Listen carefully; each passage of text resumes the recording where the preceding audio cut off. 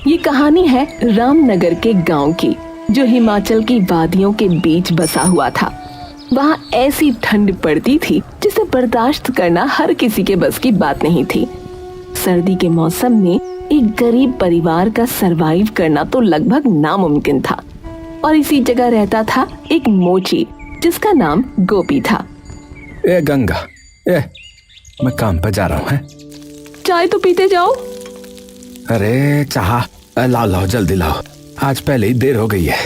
पिताजी मैं भी आपके साथ चलूं? अरे तू कहाँ जाएगा रे? मैं तो काम पे जा रहा हूँ। मुझे भी आपकी तरह जूतों की मरम्मत करनी है। हे भगवान, कैसी बातें कर रहा है तू? सारी दुनिया जहान बड़ा आदमी बनने का सपना देखती है और तू अपने बाप की तरह मोची बनना चाहता है। अरे गंगा, ये चंदन अभी छोटा है, उम्र के साथ समझ जाएगा। ठीक है? ये सब तुम्हारी वजह से है। तुम अमीर होते तो ये सब ना होता। वैसे भी सर्दियाँ आ गई हैं, गरीबी का असली मजा तो अब आना शुरू होगा, क्योंकि बर्फबारी शुरू होने लगी है। फिलहाल अब जाओ यहाँ से, इससे पहले कि मुझे और गुस्सा आ जाए। अरे ठीक है बाबा, जा रहा हूँ। गंगा हमेशा गोपी को उसकी गरीबी का ताना देती रहती थी, पर गोपी बहुत सीधा था। वो उससे कुछ नहीं कहता था, लेकिन उसकी दिक्कत बस यहीं तक नहीं थी। वो जब बाहर निकलता था तो उसके साथ उसकी कथित तौर पर छोटी जाति की वजह से भेदभाव भी होता था। जूते चप्पल की मरम्मत करवा लो भाई साहब।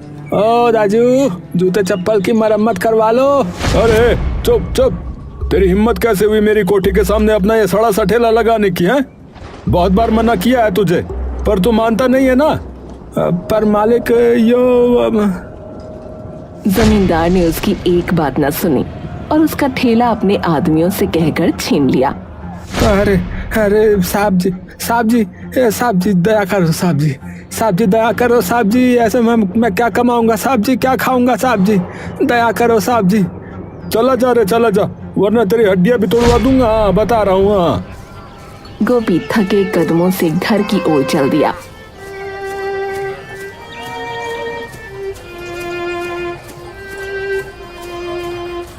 आसमान से रुई जैसी बर्फ धीरे धीरे गिर रही थी। उसकी फटी चप्पलों में बर्फ घुसकर पैरों को सुन्न कर रही थी और उसके दिल में जलती हुई आग उसे ठंड महसूस नहीं होने दे रही थी। ए भगवान, मैंने किसी का क्या ही बिगाड़ा था? मैं तो बस मेहनत ही करता हूँ, फिर भी सब मेरे दुश्मन क्यों हो रहे हैं?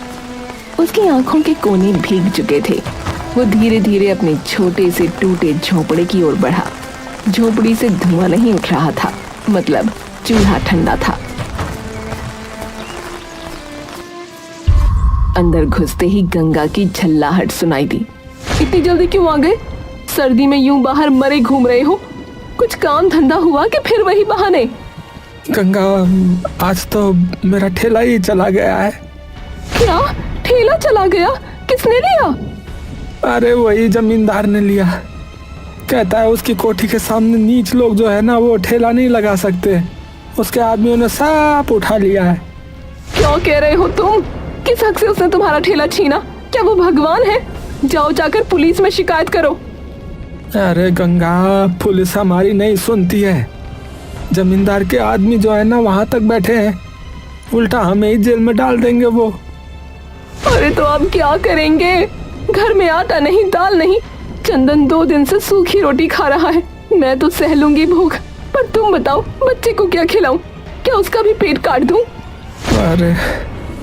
अरे अब भगवान जो करेंगे वो अच्छा ही करेंगे। तू परेशान मत हो गंगा, परेशान मत हो। अच्छा करेगा? हर बार यही बोलते हो। भगवान अगर अच्छा करता तो आज हमारे सर पर पक्की छत होती, न कि टपकती हुई झोपड़ी। गंगा की बातों में दर्द था, पर तानों का जहर भी। गोपी उसके शब्दों में छिपे दर्द को समझता था, पर जवाब देने की ताकत उसमें नहीं थी। वो बस एक टूटी सांस भरकर बोला, देख गंगा, कल से मैं जो है ना, मैं जंगल जा रहा हूँ। लकड़ियाँ जमा करके लाऊंगा, ठीक है? उन्हें बेचेंगे ना तो कुछ पैसे वैसे आ जाए, चूल्हा भी जल जाएगा और शायद जो है 2 वक्त की रोटी भी मिल जाए। और राशन वो कहाँ से लाओगे? चलो ठीक है, वो जो है ना सेठ मूलचंद, उनके पास जाता हूँ, शायद दे दे उधार। वो सेठ वही जो हर बार ताना मारता है। खैर जाओ कोशिश कर लो।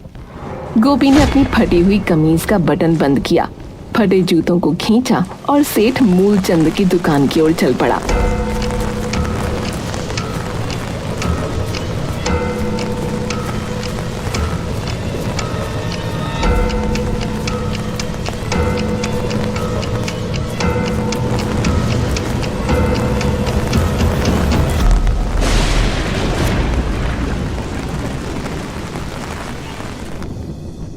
सेठ जी प्रणाम साहब जी। ओहो गोपी मोची, जरा दूर रहकर ही बात कर रहा मुझसे। बोल क्या काम है रे, क्या है? साहब जी वो घर में ना खाने को कुछ ही नहीं है। थोड़ा सा जो है वो राशन वासन मिल जाता तो थोड़ा गुजारा चल जाता साहब जी। महीने के आखिर में चुका दूंगा साहब। अरे उधार? तुम जैसे लोग तो जो है बस भगवान भरोसे रहते हैं रे, हैं? लेकिन चलो कोई नहीं कोई नहीं, एक शर्त पे दूंगा। हाँ एक शर्त पे। क्या क्या शर्त है साहब जी? देख ऐसा है, अपना तू घर ना जो है वो मेरे नाम कर चल, बदले में तेरे को फिर जितना राशन चाहिए वो ले जा तू यहाँ से। जब तक जियो, जब तक जो करना है करो, तब तक खाते रहना फिर, ठीक है? घर मेरे नाम कर फिर चल। है घर पर साहब जी वो तो मेरा एकमात्र आसरा है, वो दे दूंगा फिर मैं कहाँ रहूंगा? अरे तू बचेगा तो ही तेरा आसरा तेरे काम आएगा कि नहीं आएगा? है ठंड में मर गया है तो घर की जरूरत किसे पड़ेगी? बोल बोल। गोपी सोच ले। हाँ ये मौका जो है ना बार बार नहीं मिलेगा। हाँ सुनहरा मौका है ये। गोपी कुछ देर तक खामोश खड़ा रहा। उसकी आंखों के सामने गंगा और चंदन का चेहरा घूम रहा था। पेट की भूख और जरूरतों का बोझ उसके आत्मसम्मान से भारी पड़ गया। उसने कांपते हाथों से सेठ के कागज पर अंगूठा लगा दिया। ये शाबाश। अब तू जो है ना ये दुकान गोदाम से जो है जितना राशन चाहिए ना उठा ले, ठीक है? ले जा जा। थोड़ी देर बाद गोपी थैला भर राशन लेकर घर लौटा, लेकिन गंगा तो सच्चाई जानते ही तुनक पड़ी। क्या तुमने हमारा घर उसके नाम कर दिया? गोपी तुम्हें समझ नहीं है क्या? वो सेठ बड़ा चालाक आदमी है, वो तुम्हारे सर से छत खींच लेगा। गंगा राशन तो देखो कितना सारा लेके आया हूँ। है चंदन जो है अब भूखा तो नहीं सोएगा, थोड़ा सा बेच देंगे तो पैसों का जो है वो भी इंतजाम हो जाएगा। तुम भरोसा रखो सब ठीक हो जाएगा रे। ठीक? तुम्हें लगता है कुछ ठीक होगा? मुझे लगता है ये सेठ हमें बर्बाद कर देगा। अगले कुछ दिन राशन से घर चल गया।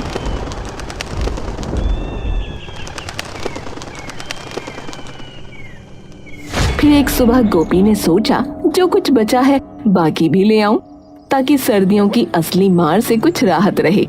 वो सीधा सेठ मूलचंद की दुकान की तरफ चल पड़ा।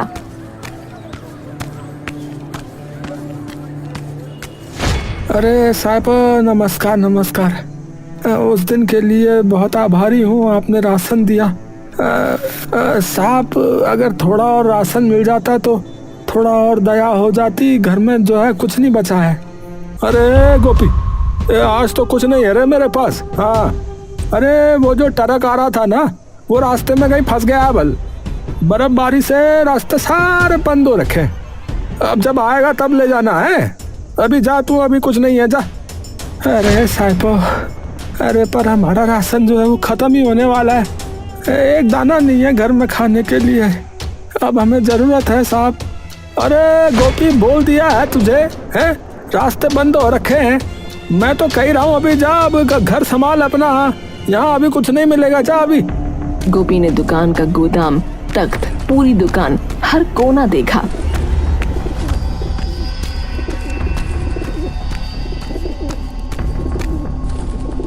सचमुच राशन कहीं नहीं था।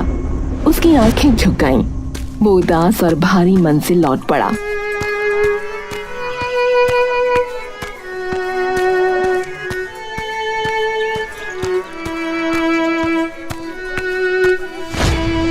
अरे गंगा वो सेठ कह रहा है कि माल जो है ना वो कहीं रास्ते में फंस गया है। बल कुछ नहीं है। देखा, मैंने कहा था ना तुमसे, वो सेठ कितना चालाक है। पहले तो घर मांग लिया, अब राशन का बहाना बना रहा है। मैंने कहा था ना, ये आदमी कमीनों का राजा है। ए गंगा, तुम मत हंसो, बस मैं हाथ जोड़ रहा हूँ। ये बात पेट की है। हाँ, पेट तो पेट काट लो। तुम हमेशा कुछ न कुछ उम्मीद जता देते हो। अब तुमने घर भी दे दिया। हे भगवान, चंदन की तबीयत भी ठीक नहीं है, बताओ क्या करें। कड़वी हंसी और शिकायतों ने घर को घेर लिया। गंगा उस पर टूट पड़ी, प्रश्न, ताने, दर्द सब एक साथ।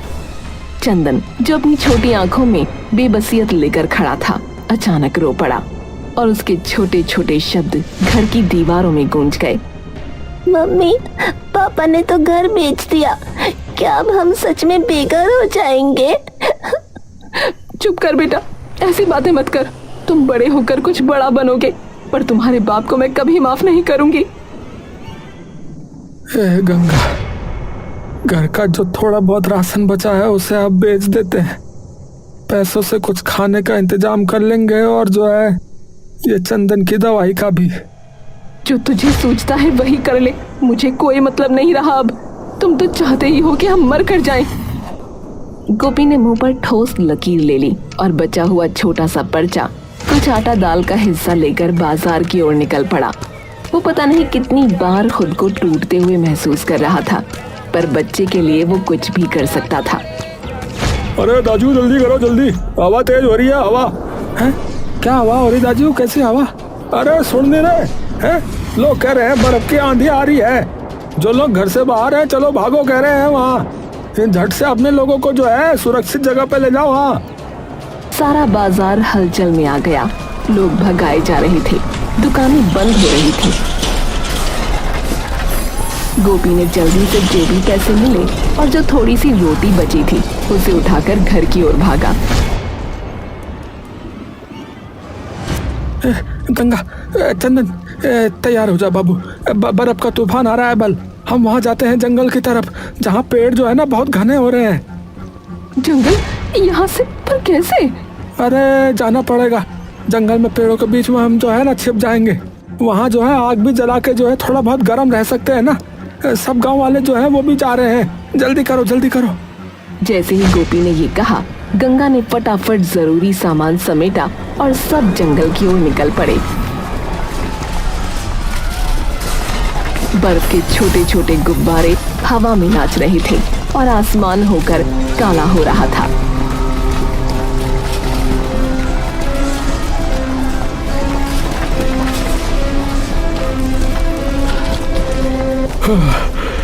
जा, जल्दी चलो रे गोपी। अरे ये पहाड़ की कठिन जिंदगी, बुढ़ापे में सांस चढ़ रही है मेरे को। ओ भगवान, हमारी जिंदगी अचानक ही कितनी नाजुक हो गई। लोगों का छोटा सा काफिला जंगल की ओर बढ़ा। हर किसी के चेहरे पर डर, पर दिल में एक उम्मीद, कहीं तो गर्मी मिल जाएगी। गोपी ने मुड़कर देखा, सब कुछ बर्बाद हो चुका था। वो लोग जंगल में जाकर सो गए।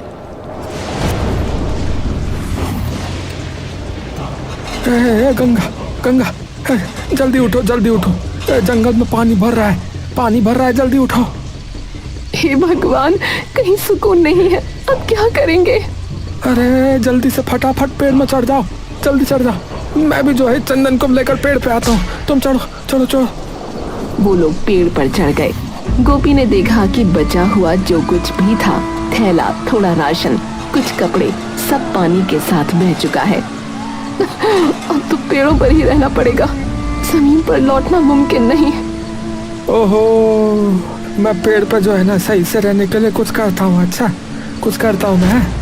क्या? अरे देखती जा, देखती जा। गोपी ने पेड़ के तने को एक हिस्से को काटकर और जोड़कर एक छोटा सा तख्ता बनाया। उसकी कारीगरी में कुछ खास बात थी। धीरे धीरे उसने एक छोटी सी झोपड़ी का ढांचा तैयार किया जो शाखाओं पर टिकी हुई थी। तुमने ये क्या किया? ये तो कमाल है गोपी।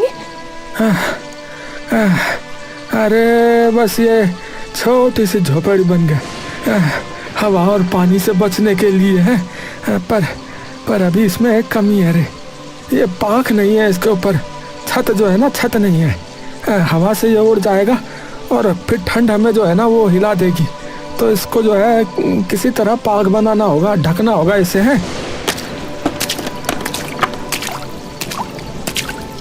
और जरा ही देर में झोपड़ी जैसे घोंसले में बदल गई। चंदन उसकी कला देखकर ताली बजाने लगा और बाकी लोग भी चकित होकर उसकी तारीफ करने लगे। वाह पापा, आपने तो कमाल कर दिया, मैं बड़ा होकर आपके जैसा बनूंगा। गोपी तो सच में कारीगर है, अगर तू चाहे तो पूरे गांव के लिए ऐसे घर बना सकता है। तभी सेठ मूलचंद भी पेड़ के पास आया। वो झोपड़ी को देखकर थोड़ी देर खामोशी से खड़ा रहा और फिर बोला, अरे ये घर तो बड़ा अच्छा बना है। ऐसा लग रहा है इस पेड़ पे जो घर है ना वो अब मेरा ही होना चाहिए। अरे साहब, अरे ये आपका घर कैसे हो सकता है? अरे कुछ भी तो मत बोलो। गोपी, मैं कह रहा हूँ ना, अरे जो अंगूठा लगाया था ना कॉन्ट्रैक्ट पे, कागज पे अंगूठा नहीं लगाया था तेरा, उसमें लिखा था हाँ जो तेरा घर होगा वो मेरा घर हो जाएगा। हाँ, तुम्हारा असली घर तो तूफान ने बर्बाद कर दिया ना, कर दिया कि नहीं कर दिया बोल? तो अब यही मेरा घर हुआ नहीं हुआ? हुआ नहीं हुआ बोल? कॉन्ट्रैक्ट के जो है मुताबिक हो रहा है ये। हाँ, ये घर जो है तुझको मुझे देना होगा अब। हाँ।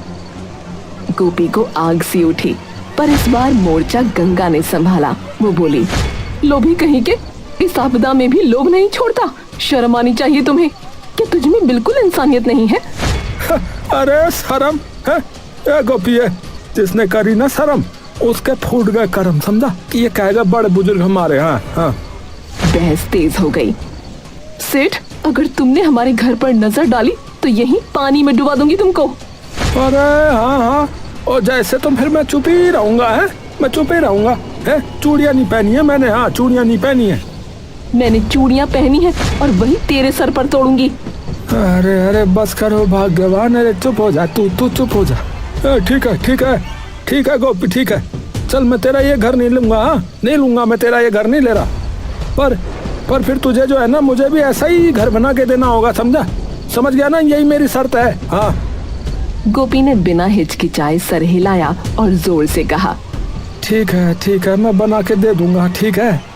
पर एक बात जान लो साहब, हाँ, जो इंसान जो है ना आपदा में भी लोभ नहीं छोड़ता है ना, उससे नीच कोई नहीं है। हाँ, वो आज नहीं तो कल पछताता जरूर है। हाँ, देवता उसे ना छोड़ते नहीं है। हाँ, बता रहा हूँ। गोपी, मुझको ना देवता की धमकी मत देना, बता रहा हूँ। हाँ, ज्ञान मत दे मुझे, चल चल काम शुरू कर, तेरे जैसे बहुत देखता हूँ मैं। हाँ।